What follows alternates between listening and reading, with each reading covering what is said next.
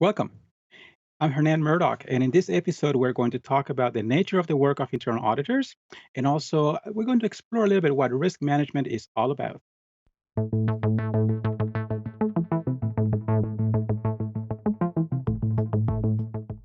To help us along, we have Kathleen Crawford, who is going to help us better understand the nature of the work of internal auditors and also all about risk management. So, thank you, Kathleen, for helping us out today. My pleasure, Hernan. Good to see you. Nice to see you too. So, as we talk about the nature of the work and the IA standards being the authoritative standards that we must follow as internal auditors, what does it say about the nature of the work of internal auditors? Excellent. Yes. Well, we have a couple of standards that we'll be going over today. And the first one, as you said, is nature of the work. Internal audit activity must evaluate and contribute to the improvement of the organization's governance, risk management, and control processes. I'll stop there. There's a very favorite acronym, GRC, Governance, Risk Management, and Control, or Governance, Risk Management, and Compliance in another context. Using, as it goes on, a systematic, disciplined, and risk based approach. So I So, really lean into that systematic discipline kind of idea. I think you probably do too. yeah, I think it's very interesting because when people think about internal auditors, they usually associate that with discipline and follow through and attention to detail and all of that. So, Hmm. definitely reflected in that standards. What else does that tell us about the nature of the work? That particular sentence captures a lot. You mentioned GRC. What else? There are few words in there that definitely It mean a is. lot that we probably focus on a little bit more. Yeah, and I think the IIA, I mean, they have done an awesome, awesome job with really packing in what is most essential and important in a limited number of words comparatively. So the standard goes on to say that internal audit credibility and value are enhanced when auditors are proactive and their evaluations offer new insights and consider future impact. So the risk-based approach is something that internal auditors are doing now, and that differs from the control-based approach. And then follow along with what you just said in terms of being proactive, because the thought process for a lot of people is that auditors are always looking backwards, but the Hmm. standards basically saying that we also need to look forward. Is that right? Yes, absolutely. And I think that some of the other episodes really dive into that in a little bit more detail. But in our standards, they have set us up for the expectation. There may be financial audits where we look back over our shoulder in terms of what has happened. But for the most part, we're supposed to take a snapshot of a point in time and see what is going on here and now, and how can we proactively influence change if necessary, but certainly a return to expectations if we find things that are not as expected. Very, very helpful there because one of the thing also that we were exploring in another episode had to do with operational audits and their nature itself, in many cases, begs for that future uh, viewpoint and look in terms of what we're doing today and how it may impact what happens in the future. So making sure that we're built for success and we're executing for success. So as we're looking in terms of helping the organization and helping them achieve their objectives, and risk, of course, being one of those things that get in the way of achieving those objectives. What do the standards say about risk management? Because there's difference, right, between risk assessment, risk Hmm. management. So, what does it say about that in the standards? Well, that's where the next standard comes in. Standard 2120 refers to internal audit activity must evaluate the effectiveness and contribute to the improvement of risk management processes. So we're looking at what does the organization have, and the subset that we might be looking at, subpart that we might be looking at, what does it have in terms of a definition of appropriate risk management, and are they in fact following the approach or the expectation that they set for themselves or that was set by leadership? And then the point about proactive is that we have to contribute to the improvement of processes if something is found to be wanting. So that's very important too, because it's not just a matter of evaluating and identifying all the issues and so Hmm. on, which of course is part of the job, but it doesn't end there, it doesn't stop there. The idea is that yes, you identify things that need improvement and you identify, document those, but always looking forward, not just get stuck in the problem statement, but look forward into the solution statement. Indeed, indeed. So, what are some of the areas that we should be focusing on with these things in mind?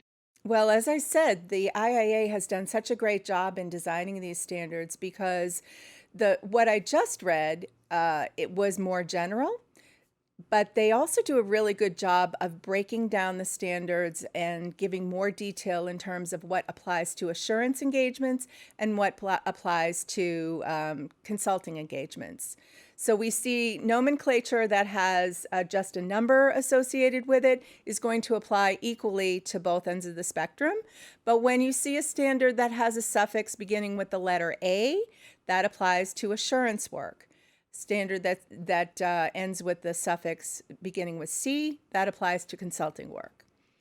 Further in the graphic here, it breaks it down for assurance engagements. Assurance engagements under Standard 2120.A1, the internal audit activity must evaluate the risk exposures relating to the organization's governance, operations, and information systems regarding, and then it goes on to say several different things. For any of you out there who might be studying for the CIA examination, Certified Internal Auditor, let me give you a little tip.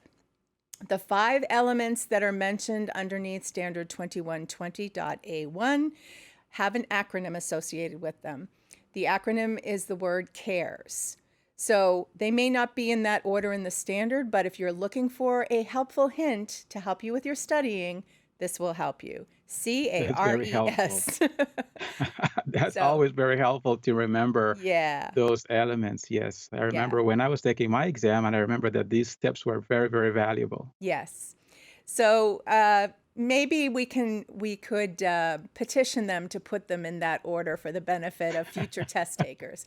But for now, the standard is laid out differently. So let's look at that graphic again. Achievement of strategic objectives. That absolutely makes sense because if we're talking about strategy, we want to look at whether or not those objectives have been met. Now, one of Reliable. the things Kathleen, it's interesting that as it talks about strategic objectives, because most people think also about the work of the auditor as being confined to a quarter at a time or a year at a time.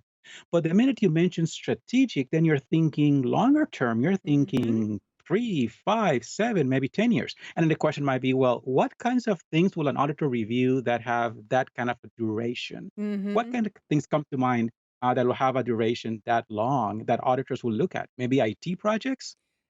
Yes, I think it would definitely be project based. So, information technology products, rolling out new services, uh, Yes. perhaps expansion to new markets. I could see any of those. And if we just apply a little bit more creativity, I'm sure that there are even more. So, to Yes, take the and long view, construction projects too. Yes, yeah. construction projects can go on for multiple years as well. So that's great. I think that this opens so many opportunities for internal auditors. And if you're thinking about risk, there's a Hmm. lot of value in helping the organization make those decisions and making those decisions well and track well towards achieving those. So Without a what's the doubt. next item that's mentioned in this standard? Okay, well, the standard goes on to say reliability and integrity of financial and operational information. So they're clear to say that this isn't just about the financial position, it's also about operations. Again, linking back to achievement of strategic objectives, where in their life cycle is this organization or perhaps the system and process or functional area that we're looking at? So we want to look at reliability and integrity of information. We want to link it to objectives and then look for the risks and controls that have something to do with that. That's great because we can think about, okay, so we have the strategic, which might be multi-year and large scale. Hmm. Then we have the shorter duration, which again, most people think about financial, but we also have operational. So the strategic and the tactical. And if we think about all the work that external auditors do in financial areas, then we can help them there. We also have the operational, where we can do a lot of work to help the organization be more effective and efficient. So there's a lot here. There's a lot of opportunity for us to add value. What's the next thing that the standards refer to? Okay. Well, the standard goes on to say effectiveness and efficiency of operations and programs. So in a previous episode, we saw something related to different elements beginning with the letter E, and effectiveness and efficiency were two of those. We certainly Right. want to make sure that that the organization, a department, a function is not wasting effort nor wasting resources, financial and otherwise. So that efficiency and effectiveness is really, really important, and in larger dimensions and smaller dimensions as well. Some people may wonder if internal auditors really belong in that space, and they'll say, "Well, do you really look at that?" I remember doing a review and getting into those elements. I believe it was a compliance review, and we always thought, yes, while you're doing your compliance review, always look around to see if there are any opportunities to help them comply more effectively, Mm-hmm. reduce the burden and the cost and the effort that goes into complying. So when we started asking about, is there a better way or an easier way to get this done? They were very pleasantly surprised that we were trying to help them find a better way to Mm-hmm. comply and take some of that pain out of it, if you want to talk about it that way. Right. So that's also very helpful. So, what else does it talk about? Well, it goes on to say that safeguarding of assets is important. So, safeguarding of assets, if we were thinking financial, of course, would be one thing, but there are also many assets that we might think of our human resources, our human capital as an People asset. are our greatest asset. Yes, but very, very, very definitely. And so we would like, I know I would like the folks that we work for and with to really expand their definition of what an asset is. What I makes like that. go? When you think about assets, most people think, oh, well, inventory, boxes, and things that you can touch. You just mentioned people as an asset. They're basically, especially in a service environment, people are Hmm. the ones who really create value for the organization. Then you have the intangibles. You have trademarks and copyrights and royalties and licenses and so on. So safeguarding of assets needs to be thought of in a modern context, right? Hmm. Absolutely. And those people, those human that human capital, they have ideas and they have creativity and they have dedication and they bring that to bear on what they do. So it is so important that we recognize personnel as well as property or properties that belong to the organization. So as we go through the list, let me see. I believe we spoke about everything except for the C in cares. So Okay. what's that one? Guess what that one is? No surprise. Compliance. Compliance with laws, compliance with regulations, those policies and those procedures that we saw on the earlier graphic, contracts, things of that sort.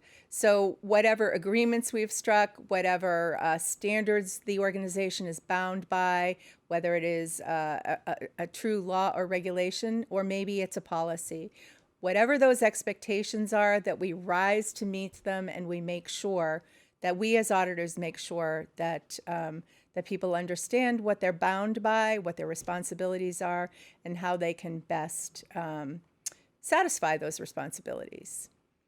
Great, very good. Thank you. That helps a lot because when you think about the different things that auditors do, this helps to clarify that the scope of work can be very broad.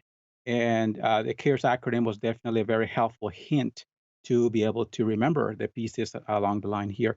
So, as far as 2120, Standard 2120, does it say anything additional to what we are supposed to be focusing on? Yes, it does, as a matter of fact. It has a few other parts. Remember, I mentioned for the benefit of our viewers that a suffix beginning with the letter A applies to assurance work. So we have another one of those, and then we have three that relate to consulting work. So 2120.A2 says that the internal audit activity, must evaluate the potential for the occurrence of fraud and how the organization manages fraud risk. This is very important. And there are several places in the standards where fraud is specifically mentioned. But Mhm. one thing that I would like our viewers to understand is that the risk of fraud is a few risks in the constellation of many, many, many other risks. So there is an expectation set by this particular standard that we do what's called a fraud brainstorming session while we're doing our planning, while we're getting a handle on what we're going to do and how we're going to do it. We need to be alert to what's known as the red flags of fraud. And that is specifically called out in this standard, and we'll have more to say about this later on.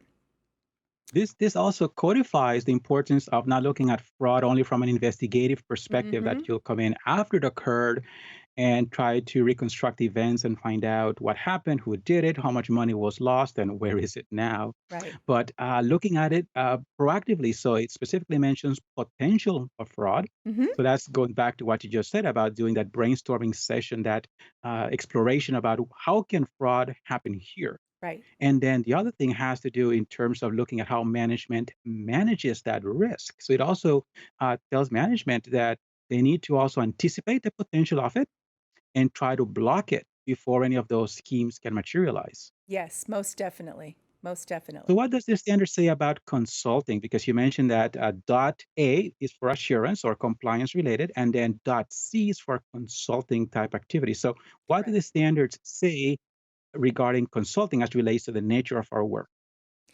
Well, one thing I want our viewers to know as they look through each of these three and any of the other standards that have the suffix beginning with C is that the standards related to consulting activity tend to be a little bit expressed a little bit more flexibly, because a consulting engagement often is undertaken by a trigger of some sort, a change in administration or a particular interest in how efficiently or effectively something is run. So, with regard to 2120.C1, the standard says during consulting engagements, internal auditors must address risk consistent with the engagement's objectives and be alert to the existence of significant risks. So we may be there for an expressed purpose, but that doesn't mean that we put our blinders on. We have to keep ourselves alert to other risks that might need to be addressed, whether or not it was the reason for which the engagement was undertaken. That's great. There's clarifying that we need to have an agreement with the client that this is a consulting engagement, Mm-hmm. not an assurance engagement, and clarify what the objectives are. What is going to be our role, and how are we going to help them achieve the objectives for that particular engagement? That's Definitely. helpful. Yes. Definitely. Okay. Um, Tell us more. C2 goes on to say that we must incorporate knowledge of the risks gained from a consulting engagement into our evaluation of the organization's risk management processes. I'll add the word in general. Doesn't say in general, but that certainly is implied. So we want to make sure that we think about what we or we learn what we learn on the consulting engagement, and we think about what we learn with regard to risks, and wrap that into our understanding of the risk universe in general, and as befits the situation, share that information with management of the area processor system or up to other parties if necessary.